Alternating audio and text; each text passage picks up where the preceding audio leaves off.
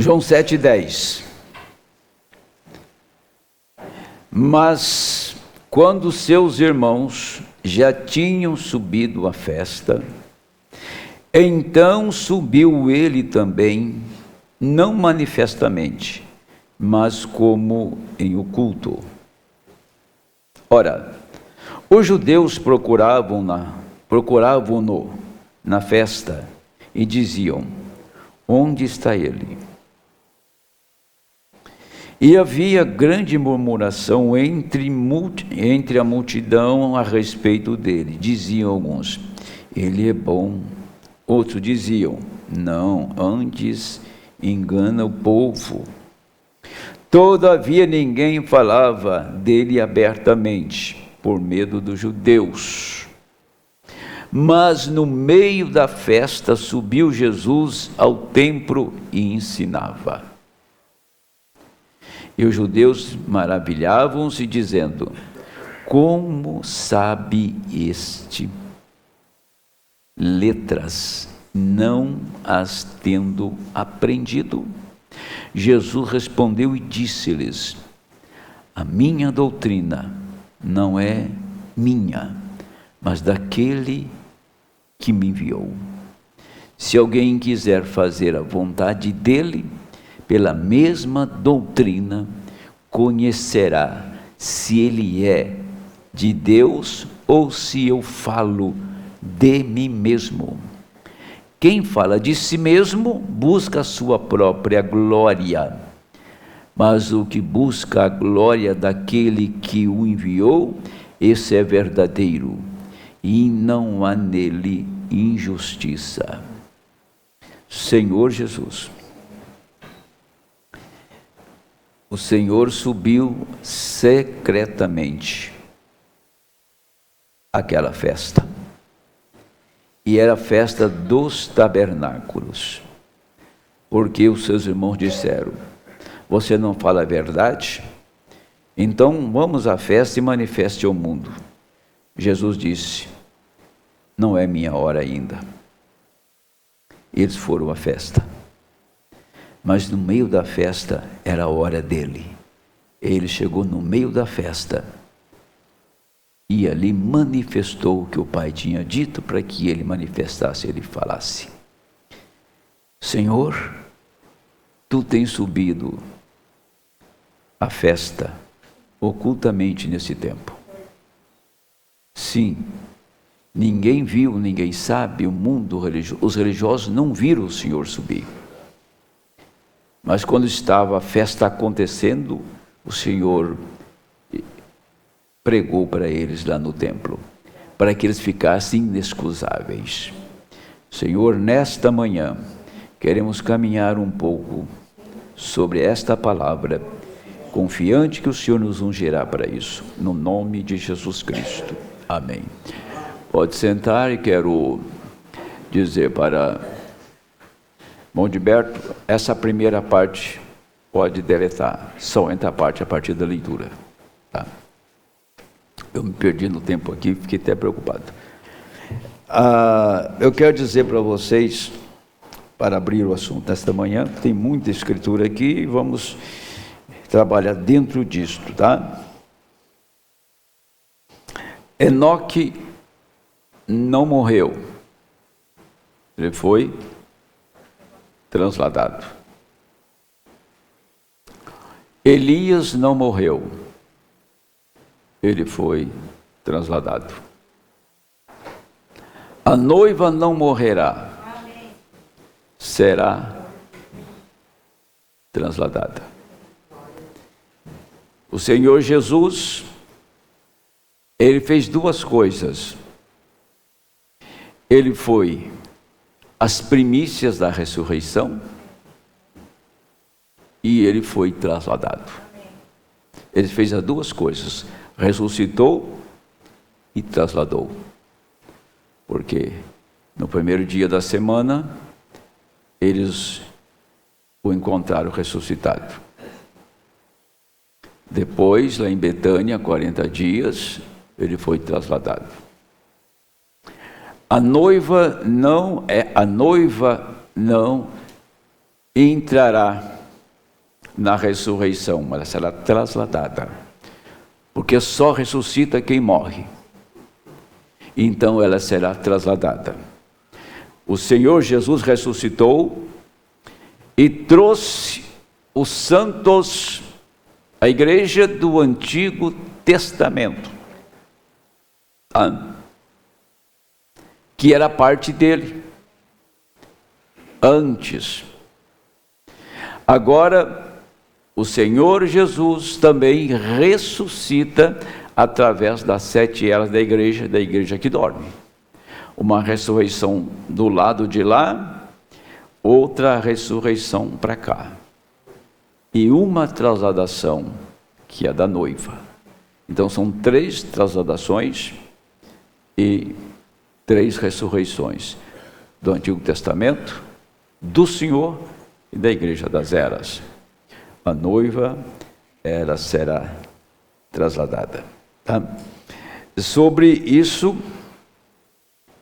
eu quero acrescentar, antes de entrar no texto, para dizer, o irmão Brana disse em várias mensagens, eu tenho uma aqui, eu quero ler para vocês, para dar início. Ele diz assim: agora eu penso que é muito parecido conosco hoje. Tivemos um grande avivamento, mas sabemos que está esfriando. De acordo com a história, eu não sou uma pessoa instruída, mas eu tenho tomado a história das igrejas.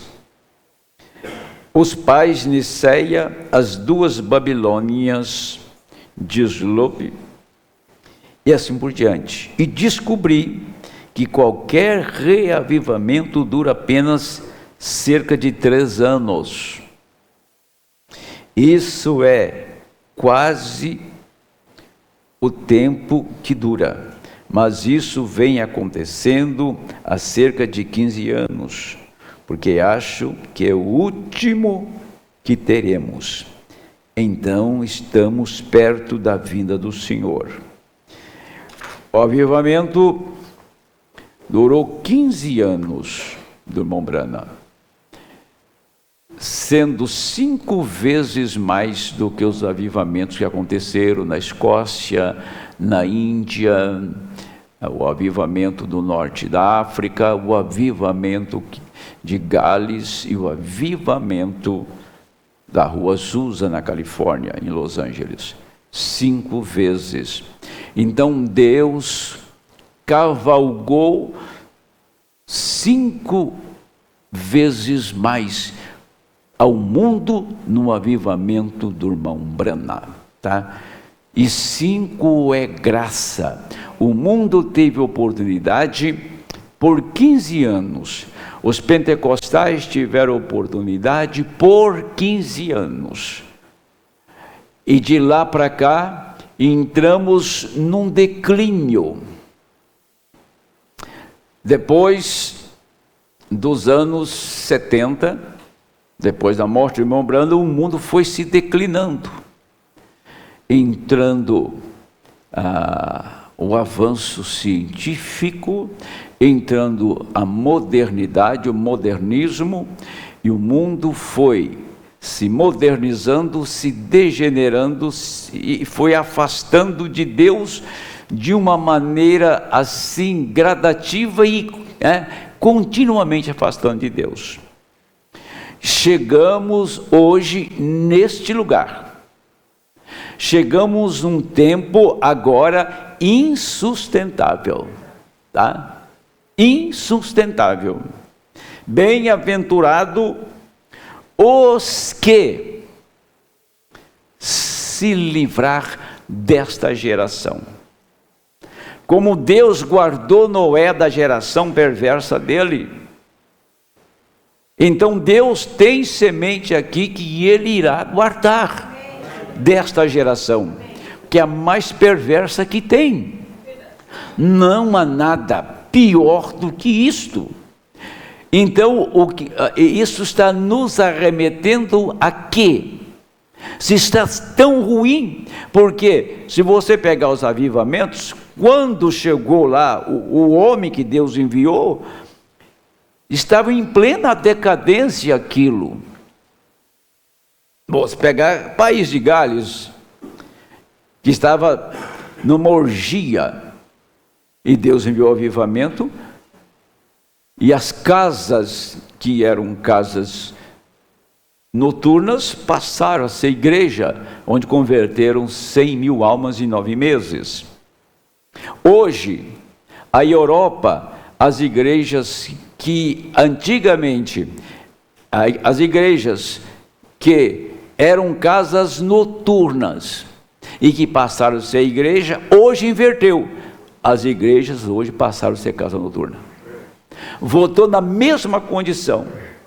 Isso é apenas para a gente ter ideia que quando fica numa situação dessa, Deus está a ponto de fazer alguma coisa.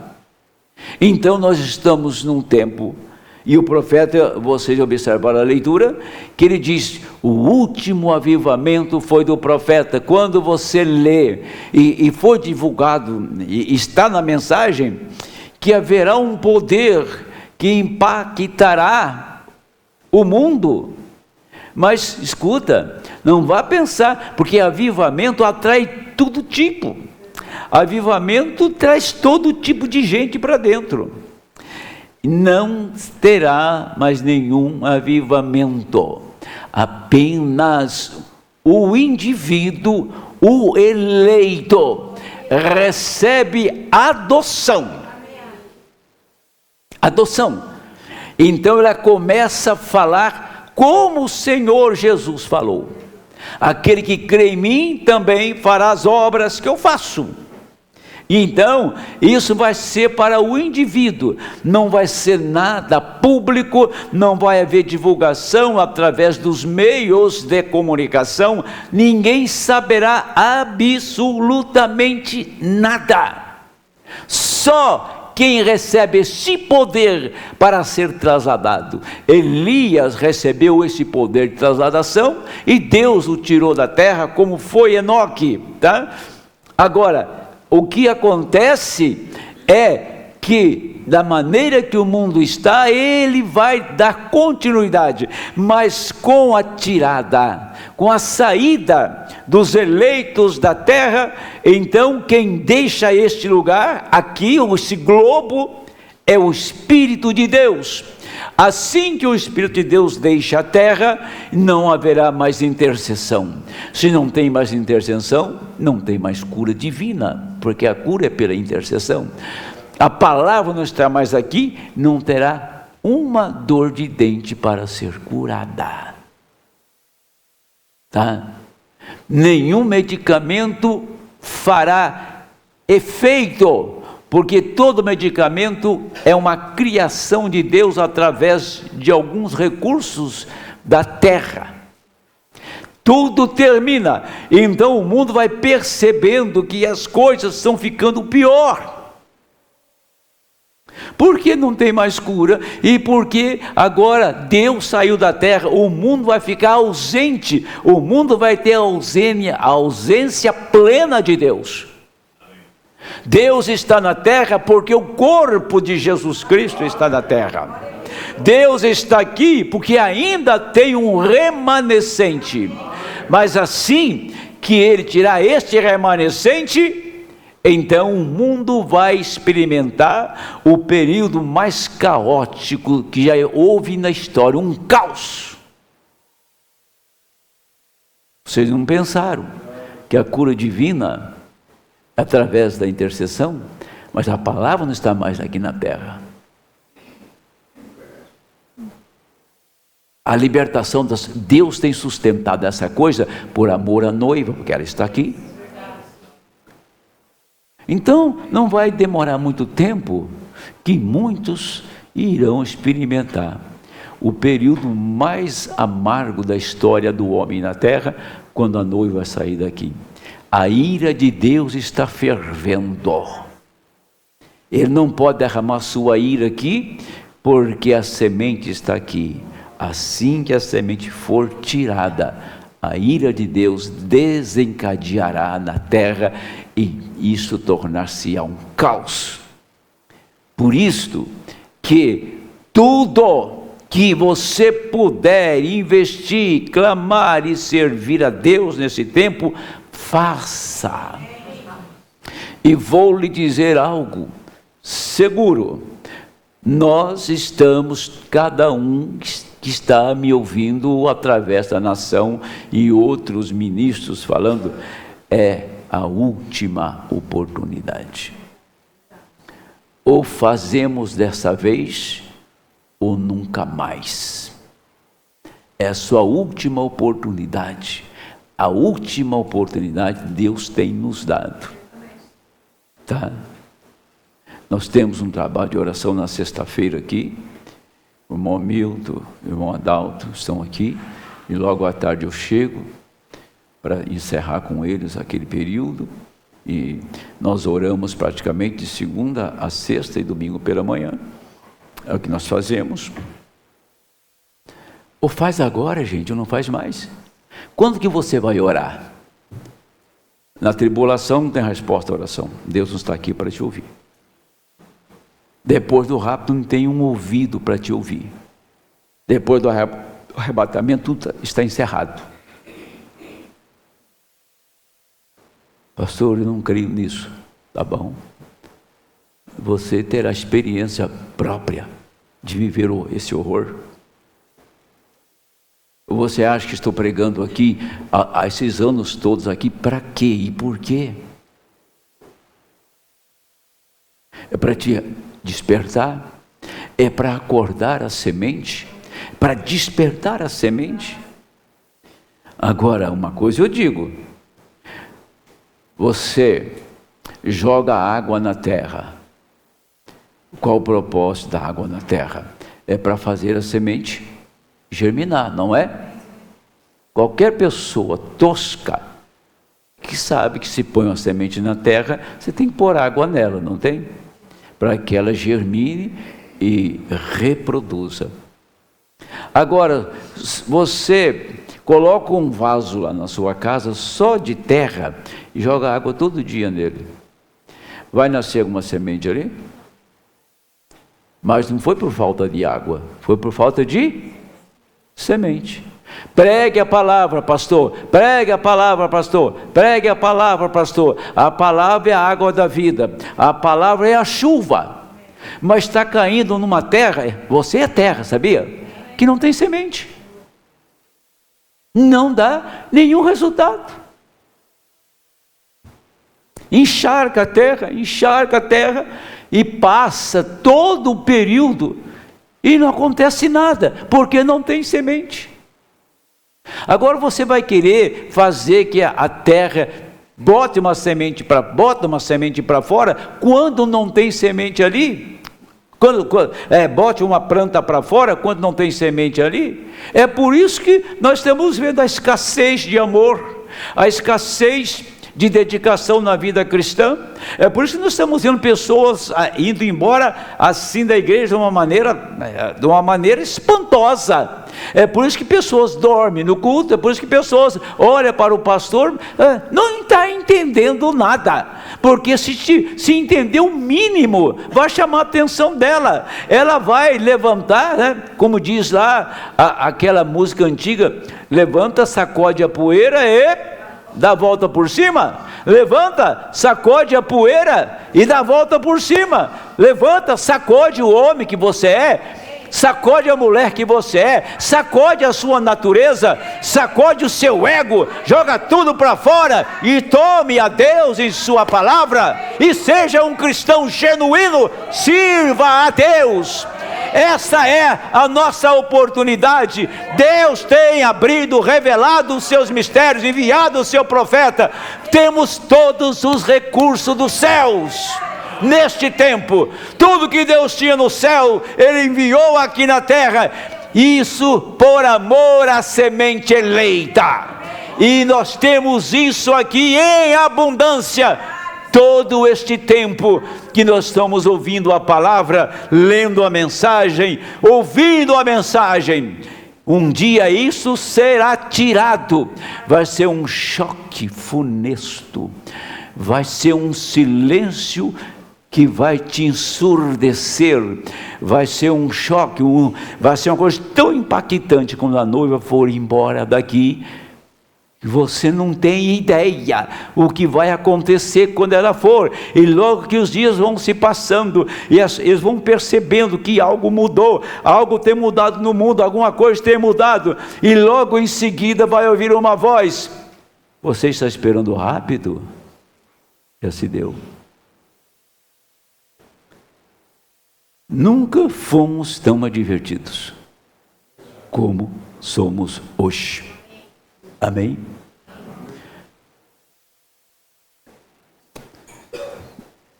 Aqui, ó. Hoje eu vou ter que adiantar de verdade. Sempre houve uma arca na economia de Deus. Houve uma arca nos dias de Noé para a salvação de seu povo.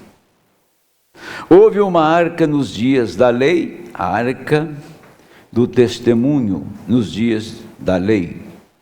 Eles seguiram a arca. E há uma terceira dispensação agora, como no tempo de Noé, nos tempos de Ló. E agora neste tempo, há uma arca agora. E esta arca não é uma denominação, nem mesmo são as obras que você faz. É por um Espírito que nós somos batizados. A arca de Noé, nós conhecemos, foi madeira e barro.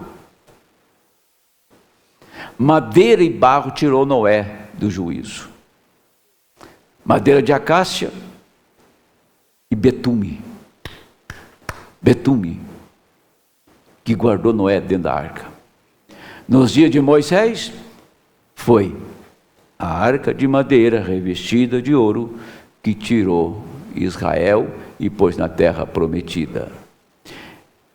Todas essas duas arcas representam o corpo do Senhor.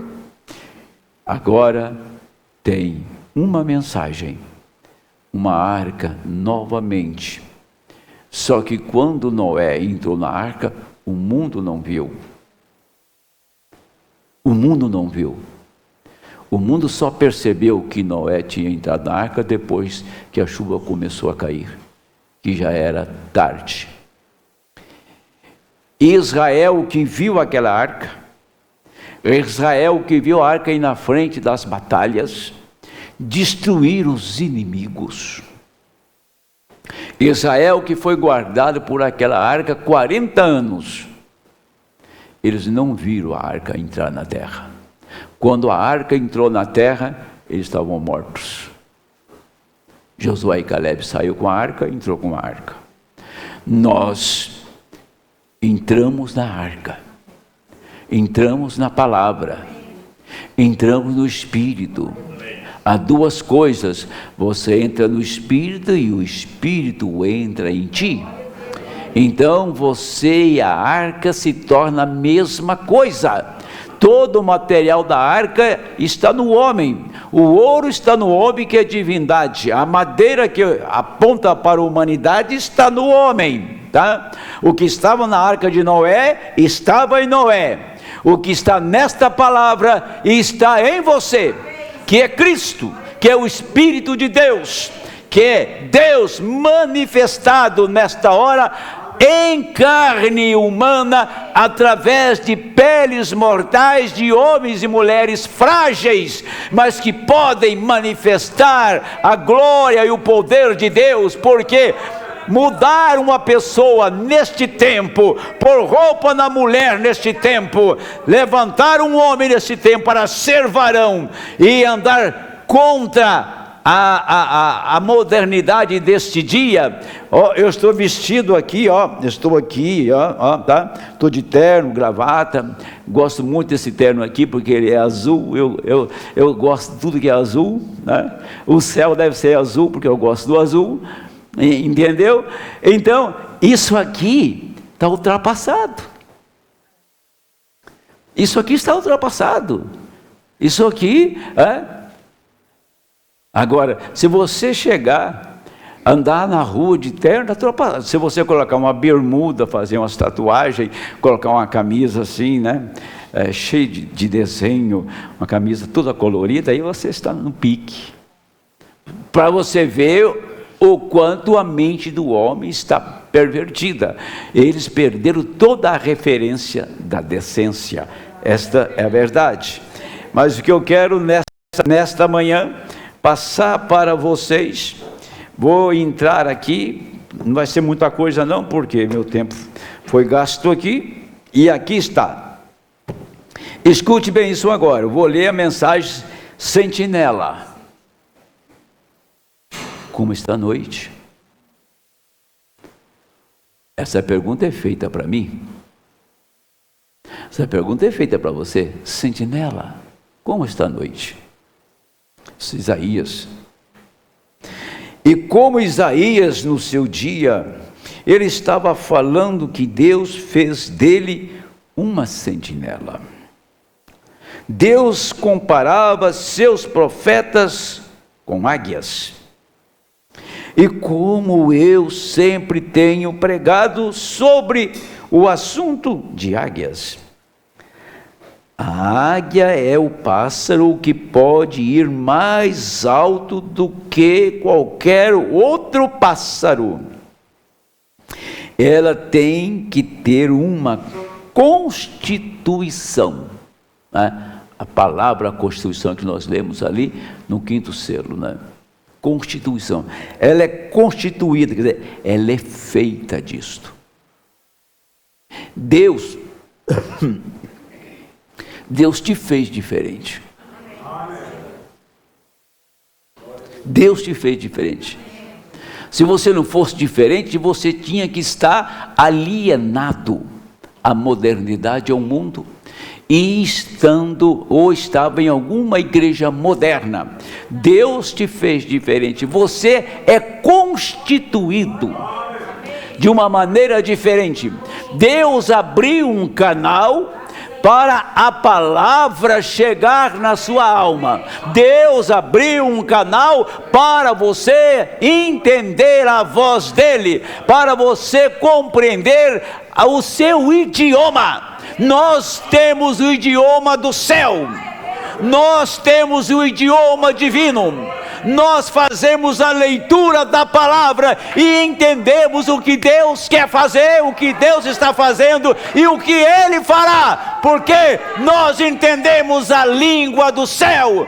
O céu está falando e a sua alma está recebendo. Amém.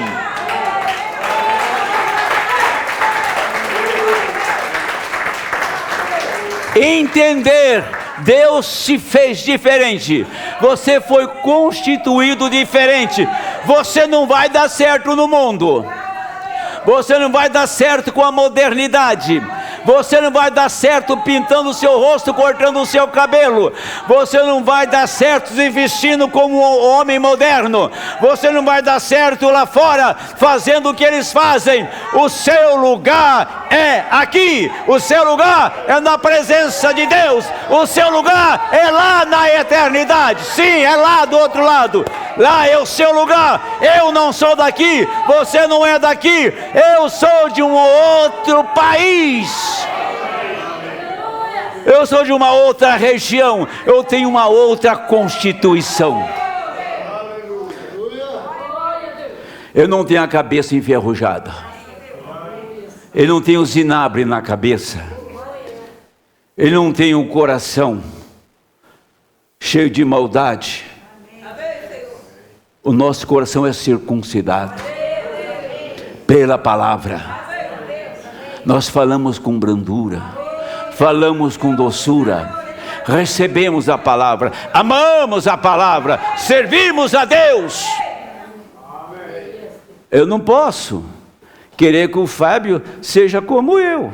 Vou respeitar o que ele é, o que o Monvonei é, e assim por diante que você é. Mas da maneira que você é, a sua maneira de ser manifesta a Deus. Pedro era um homem valente, era bom de espada, né? Cortou até a orelha do homem, né? Ele acertou. Sabe que ele errou, rapaz? Ia dar na cabeça, errou, pegou de lado. A cabeça, a orelha voou longe, tchá, sumiu a orelha do... Aí o senhor foi lá, pegou a orelha dele, pá, ficou perfeita. Oh, que homem! Pega a orelha no pó, no chão, que a espada de Pedro cortou, e põe aqui, pá! Não faça mais isso. Não faça mais isso, tá? E colou a igreja. Ficou perfeita a orelha do homem que Pedro tinha cortado. Que Deus, que grandeza! Pedro agiu errado, ele corrigiu o erro fazendo um milagre. Amém? Às vezes você faz coisas erradas, ele corrige você fazendo um milagre, fazendo um sinal. Olha, vamos lá? Talvez eu chegue no tempo, se eu não chegar, fica assim mesmo. O falcão nunca poderia segui-la. Ela é um passo especial, tem uma constituição especial. Aquela altitude que ela vai. Agora, o falcão nunca poderia segui-la. Nenhum outro pássaro poderia segui-la. Ela é o pássaro designado por Deus. E ela foi feita assim. Se o outro pássaro tentasse tomar o lugar dela, ele pereceria. Ele não tem penas fortes, asas fortes, e que bem faria para ele voar alto, se não pudesse ver, ter bons olhos para ver. O falcão ficaria cego lá em cima, ele não poderia ver. Asas fortes, poderosas, que quebra as correntes do vento, e ajusta com o vento e sobe. Mas e isso aqui? O que adianta a mensagem, asas fortes, para quem não tem olhos para ver? O falcão pode chegar até a altura da águia, mas quando ele chega lá, ele olha para baixo, escurece tudo. As pessoas sobem na mensagem, depois criam um ismo, porque ela não consegue ver adiante a revelação, ela não consegue ver a estação, ela não consegue ver o tempo, ela fica cega, ela tem que criar alguma coisa dela para que ela possa ver do seu jeito. Nós não vemos do nosso jeito, nós vemos de acordo com a revelação do Senhor Jesus Cristo. É dessa maneira que vemos. Os que não veem, não conseguem permanecer na presença de Deus, e o grão tem que estar na presença do sol para amadurecer. Agora, se você esconde na sombra, essa semente vai mofar. A semente tem que estar na presença do sol para amadurecer. Estamos num tempo final deste amadurecimento. Quanto mais alto a águia sobe, maior é a distância que ela pode ver. Que coisa impressionante. Quanto mais você cresce na revelação, mais você enxerga o tempo. E Deus compara seus profetas como águias. Eles são sentinelas que sobem mais alto, para que eles possam ver mais adiante, e seus olhos são feitos de modo espiritual, para que eles possam ver os perigos se aproximando. E Deus colocou Isaías no alto para avisar o povo que havia um perigo se aproximando. Eles não ouviram. E hoje Deus ainda tem águias, nossos mensageiros, nossos homens na torre, que sobem no espírito bem mais além que todo o mecanismo da bomba atômica.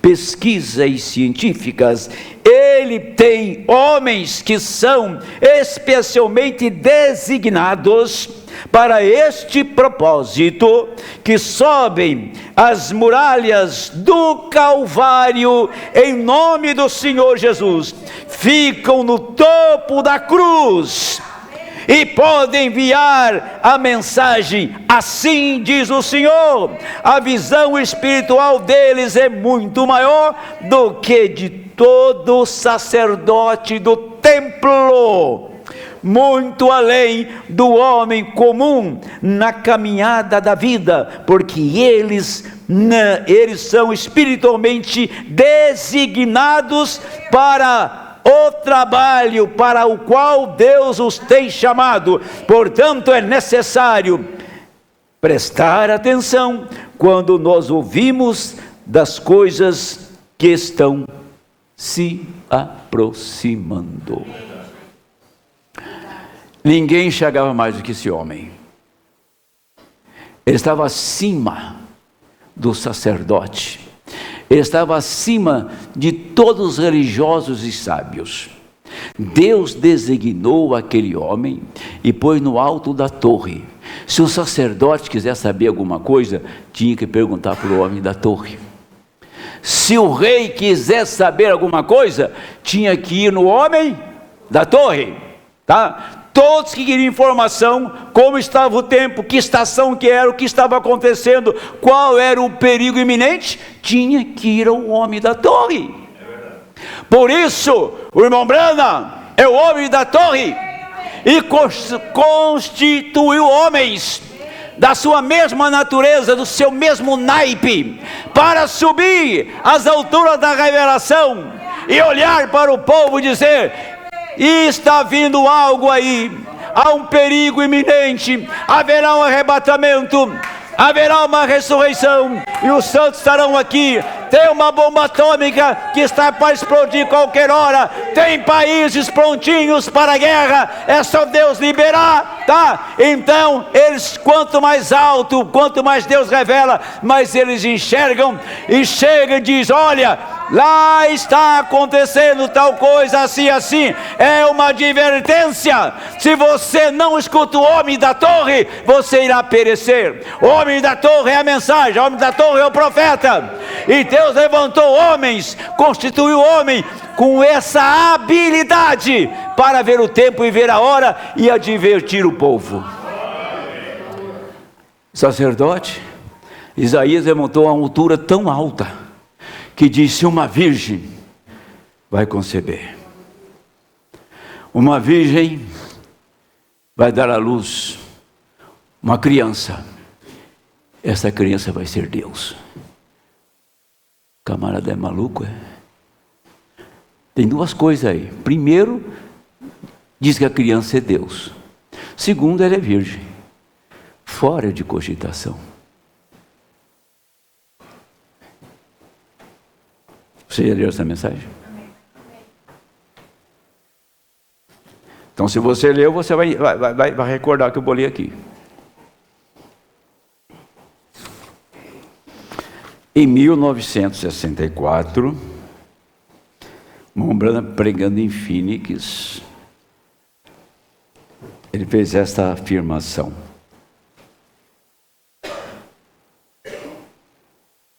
como a maioria de nossas igrejas protestantes hoje, acho que 68 ou 86% delas, em uma pesquisa, negaram a crença. Eles negam o nascimento virginal de Jesus Cristo. Nossos pregadores protestantes. É isso mesmo? Isso é baseado em uma estatística. De fato, eles negam o nascimento virginal. Eles realmente não creem que foi mesmo da virgem. Então Isaías não viu algo assim. Alguns deles disseram: ele foi um bom homem. Alguns deles, como algumas das nossas denominações hoje dizem, ele foi um bom homem. Claro, não há nenhuma falha nele. Porém, eu lhes digo, suas palavras não podem ser estabelecidas e cridas hoje. Para aí, que aqui agora vai ter um desfecho. 86% em 1964 dos protestantes não criam no nascimento virginal de Cristo. E Isaías então? E o homem da torre? Essas coisas que acontecem no Brasil, é mister que isso aconteça. Tem que acontecer. A palha só serve para proteger a semente. O grão tem que acontecer. As divergências têm que acontecer. Agora, quando vem as divergências, você tem que estar aonde? Você tem que estar alicerçado, plantado, fundamentado, construído na verdade. Ou qualquer ventinho te arrasta. Qualquer ventinho você fica, vou cair. Ou não tem convicção do que você crê. Igreja, vocês me conhecem. Vocês conhecem a minha natureza, conhecem até demais, né? Vocês convivem comigo ao mesmo tempo que a minha mulher convive comigo. Escute isso.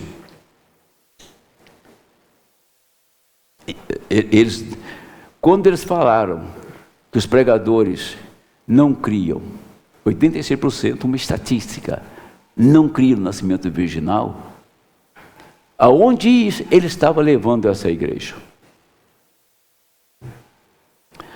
Uma corrente onde está a sua força máxima? No elo mais fraco. Qual é o seu elo mais fraco? Acorda. Eu tenho que acordar. Eu tenho que saber que eu tenho em algum lugar em mim alguma fragilidade. É ali que eu chego e coloco a palavra. Aonde está a minha fragilidade, é ali que eu ponho a palavra. Bem, qualquer crença ou qualquer fé que se... Peraí, eu não vou continuar não. Eles diziam assim, eu cansei de ouvir isso, sabe? Paulo pregou para os seus dias.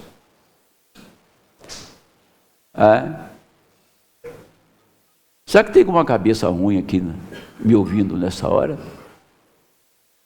Tem algum cientista aqui? Agnóstico? Filósofo? Que estuda metafísica? Será que tem alguém com essa cabeça tão ruim? Eles diziam assim, claro, não há nenhuma falha nele, porém eu lhes digo, suas palavras não podem ser estabelecidas ou cridas hoje. Quer dizer, essa é a ideia hoje, 100% dos religiosos, que a palavra tem que ser adaptada para a sua era, seu dia. Por isso que estão fazendo uma Bíblia, e já está pronta uma Bíblia ecumênica. Tem lugar para todo tipo de gente lá, né? Todo credo, toda religião. Você lê aquela Bíblia e é aqui que eu me encaixo. Outro lê, é aqui que eu me encaixo. A palavra de Deus permanece para sempre no céu. Jesus Cristo é o mesmo ontem, hoje e eternamente. A palavra que Paulo pregou corrigindo as mulheres continua tão boa hoje como foi naquele dia. A palavra que Paulo pregou falando dos falsos é tão boa hoje como foi naquele dia. A palavra, esta Bíblia é tão boa hoje, porque é esta Bíblia que vai me tirar daqui.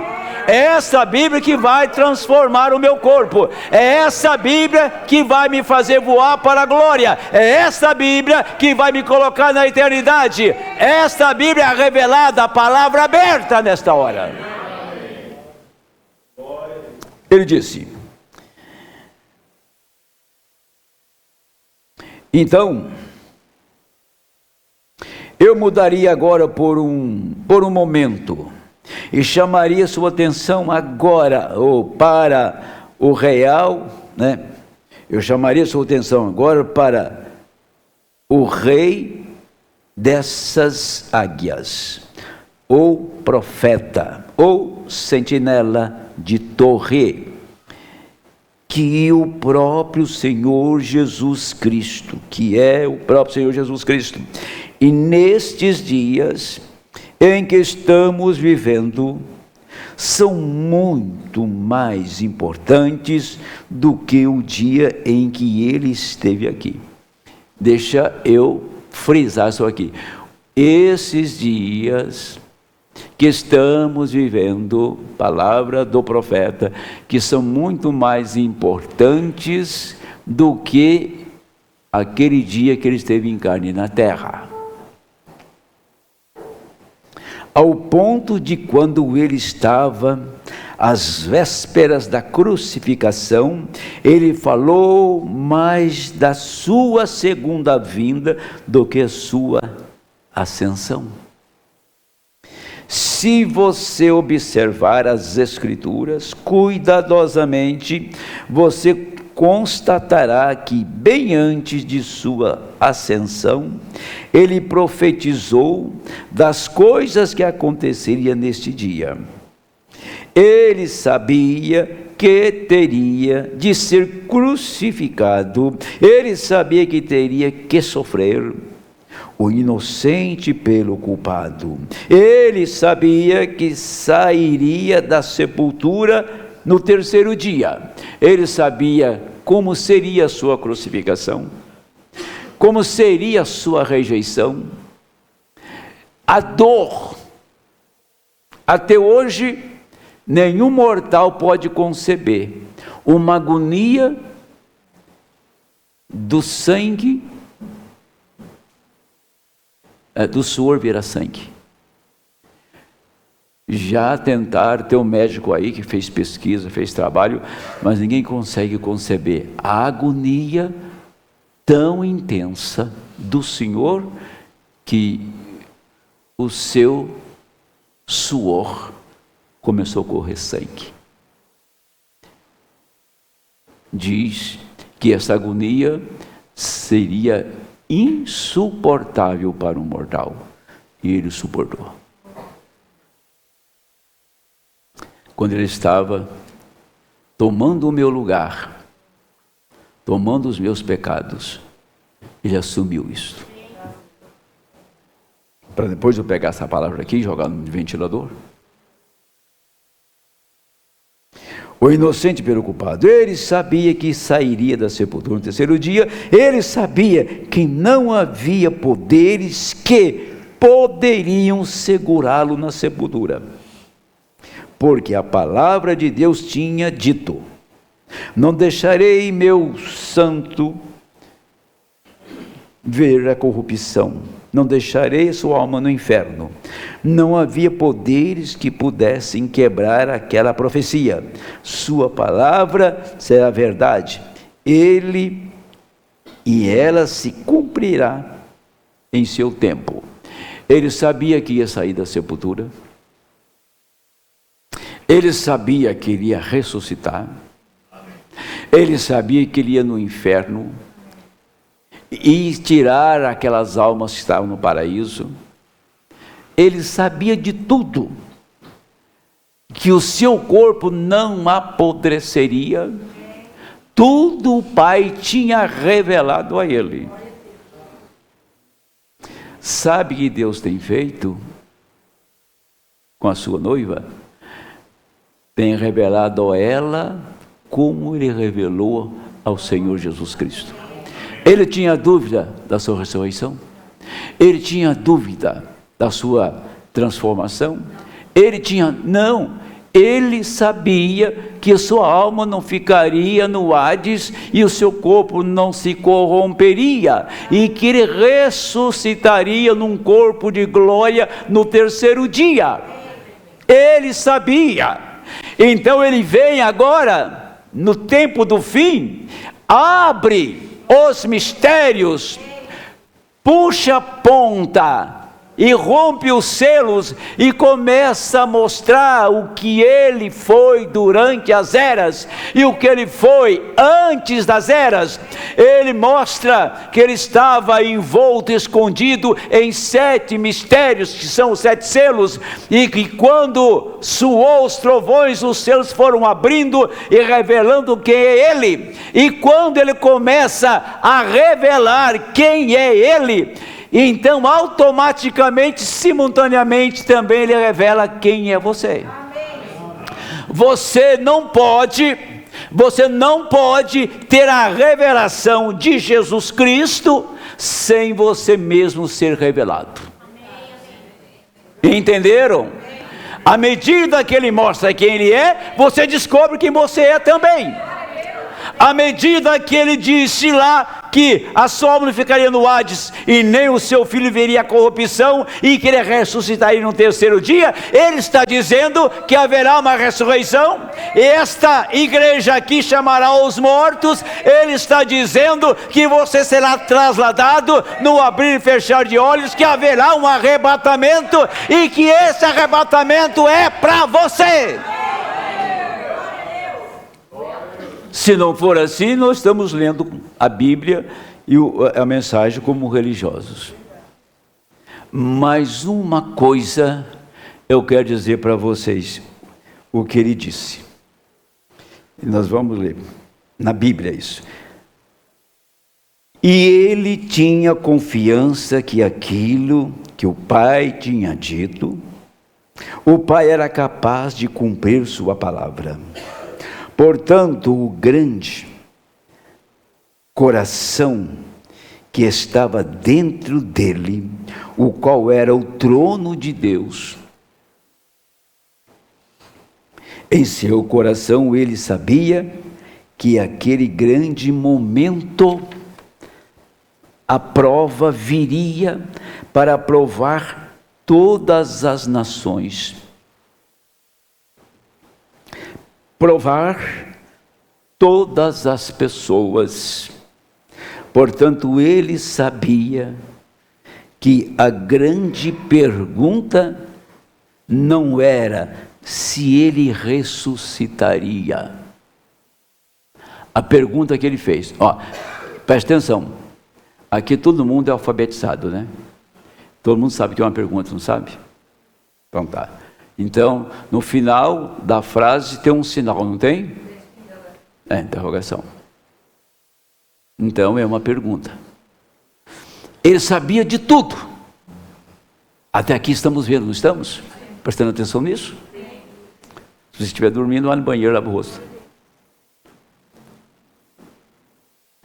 Mas uma coisa ele fez. Ele fez uma pergunta. E vou ler.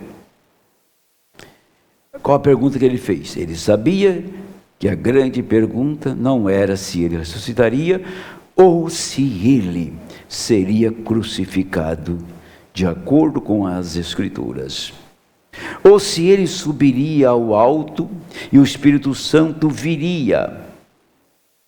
Mas a pergunta era, ele sabia que ele subiria ao alto e levava cativo o cativeiro e derramava o Espírito sobre os homens. Tinha certeza que Joel 2:28 ia cumprir, porque era a palavra do Pai, através de Joel.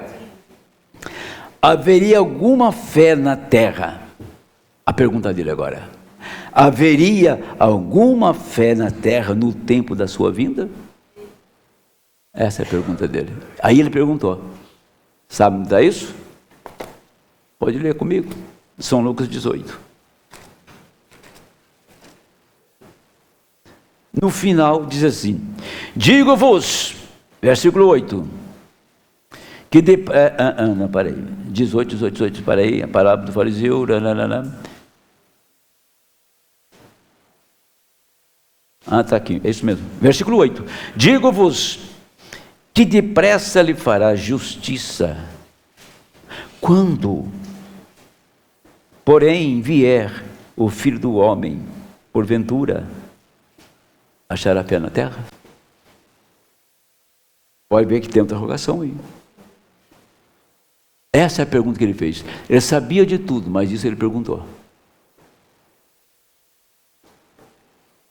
Ouviram? Agora, você é portador disso, da pergunta dele? Você é portador desta pergunta. Ele encontrou fé em quem?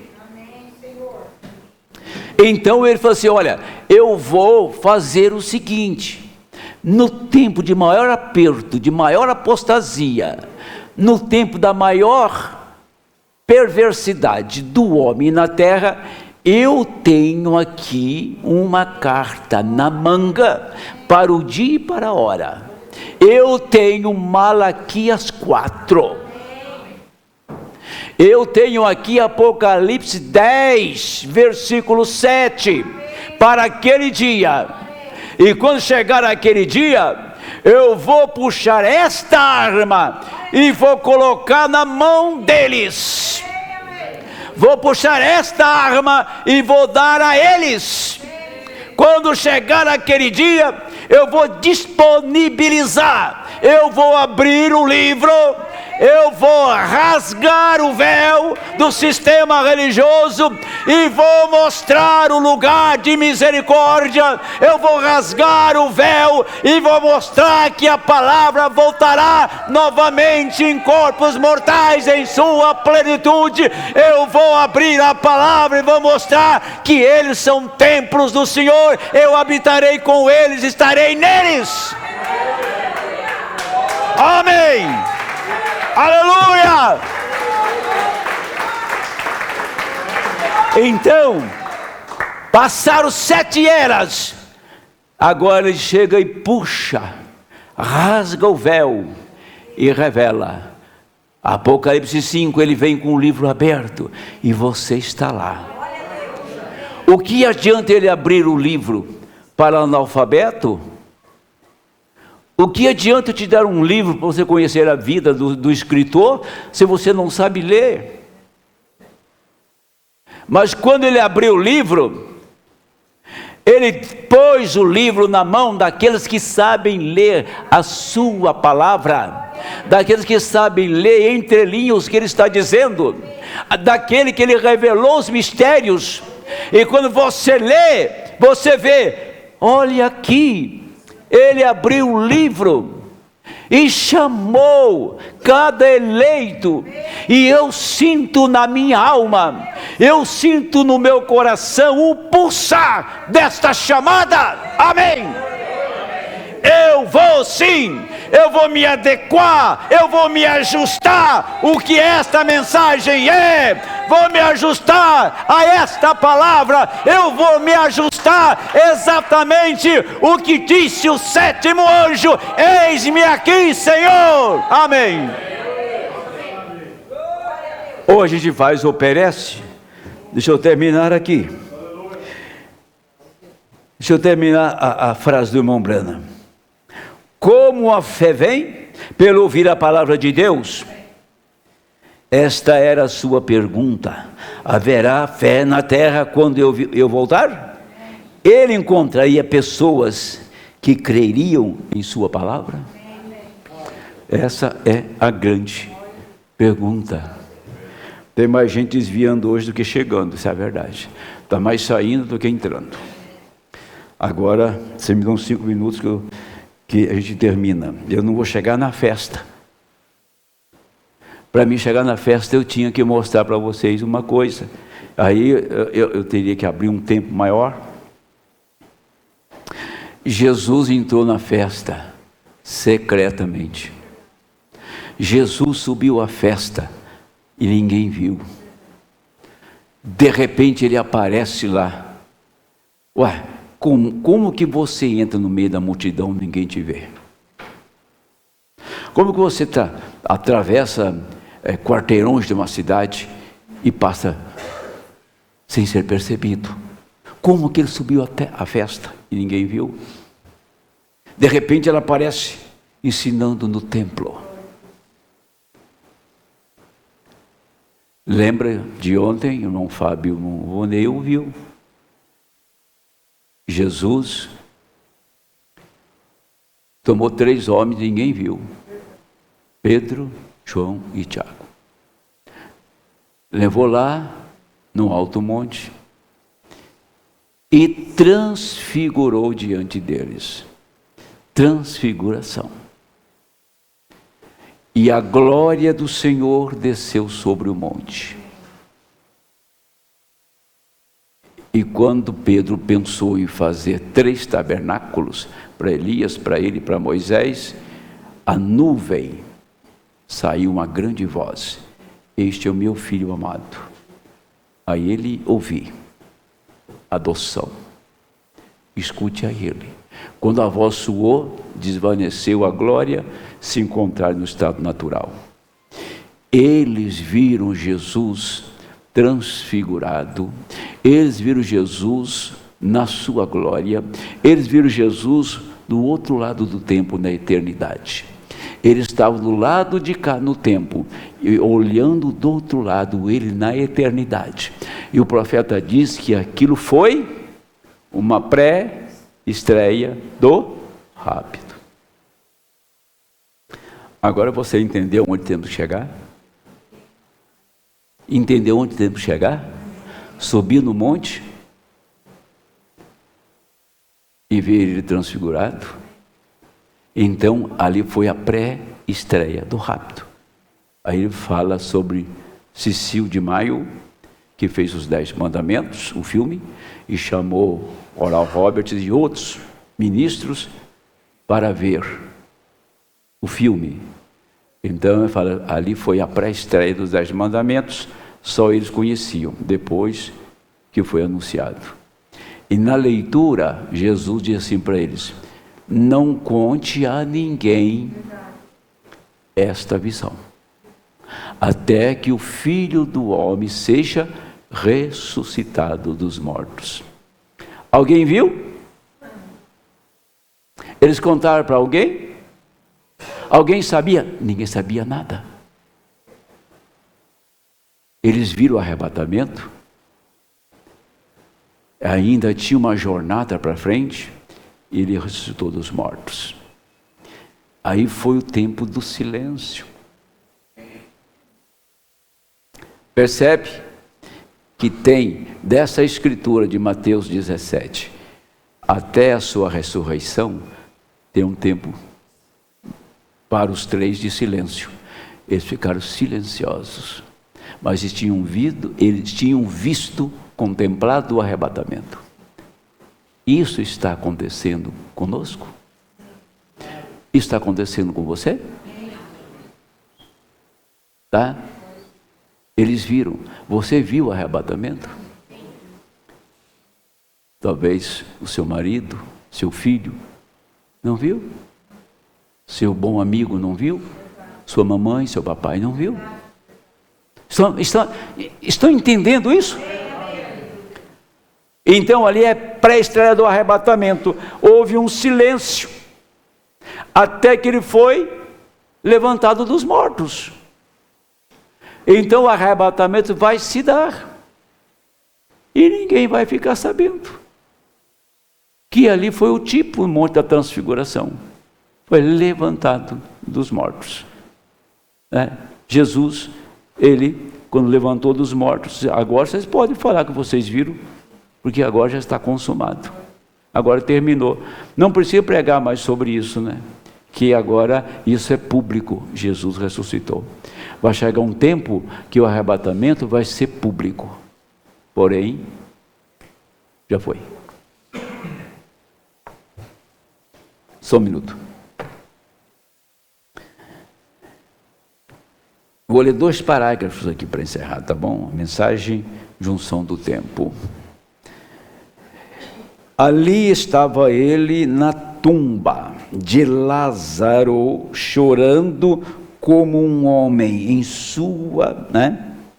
em sua carne.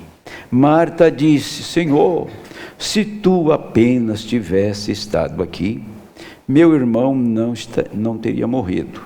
Mas mesmo agora, o Onipotente fala. Tudo o que pedirdes a Deus, Ele o fará. Tudo o que disserdes, Ele o fará. Ele caminhou ali na sepultura, o Onipotente manifestando-se aqui entre nós, vivendo entre nós. Deus em Cristo reconciliando consigo o mundo. Aqui Ele viveu conosco. Deus provando-se através de seu Filho, Cristo Jesus. Ele era onipotente e sobrenatural. Se Ele é o mesmo ontem, hoje, eternamente, Ele disse: jamais vos deixarei, eu jamais vos abandonarei, eu estarei convosco até o fim do mundo. Como podemos buscar por algo mais? Quando Ele fala, o sobrenatural acontece. Como podemos esperar uma outra coisa? Então aqui ele vai à sepultura chorando. Então o Onipotente se recompõe e ele fala: Lázaro, sai para fora. E um homem que estava apodrecendo, o nariz havia caído de sua face, em 4 dias os vermes da pele já tinham tomado o lugar. A corrupção conhecia o seu mestre, aleluia. Ele deu a vida de volta a este homem morto. Um homem que uma vez estava morto, levantou-se e viveu novamente. O sobrenatural. Eu sou a ressurreição e a vida. Aquele que vive e crê em mim jamais morrerá. A palavra é essa chave. Jesus Cristo é o mesmo ontem, hoje, eternamente. Aquela voz que falou no túmulo de Lázaro é a voz do Onipotente. Agora a pergunta é essa: aonde está a voz do Onipotente? Aonde está a voz do Onipotente? Chamou um homem podre. Seria o mesmo ontem, hoje, eternamente. O que ela é hoje na noiva? Ela é a voz do Onipotente. Só ela pode manifestar a plenitude da palavra e falar como Ele falou. Isso requer uma vida, não requer? Isso requer uma fé, não requer? Isso requer crer, não? Isso requer uma dedicação. Isso requer uma entrega total. Fala a onipotência, o sobrenatural acontece, e tu sempre fazes isto na junção. Estamos na junção. Estejais em alerta quando virdes estas coisas acontecendo. Estamos no tempo do fim. Amém? O Onipotente falou, e um homem morto, o morto, viveu novamente, ficou de pé e foi a um banquete e ceou com ele. Que coisa que aconteceu! Em um dia glorioso, enquanto nós estávamos mortos no pecado e transgressão, o Onipotente falou, íamos para o inferno, e o Onipotente falou, amém. O Onipotente falou, temos sido levantados do inferno para a glória, e algum dia cearemos no banquete nos últimos dias. Onipotente fala, a palavra de Deus é onipotente, cremos nisso, e ressuscitou da morte para a vida. Quem ouve minha palavra e crê naquele que me enviou, tem vida eterna. Quem vive e crê em mim, jamais morrerá. Onipotente, o que ele está dizendo? ele falou: Lázaro, e o homem sai, pegou Lázaro, agora nós vamos no banquete. Ele chegou no banquete, cadê o homem morto podre? Está aqui. A voz onipotente chama os eleitos, que quer comer e beber conosco. Eles vêm aqui, e a voz onipotente nos leva para casa, para a ceia do Cordeiro na glória. Por isso ele foi à festa. Você está na festa? Estamos chegando a este lugar. Deus abençoe em nome do Senhor.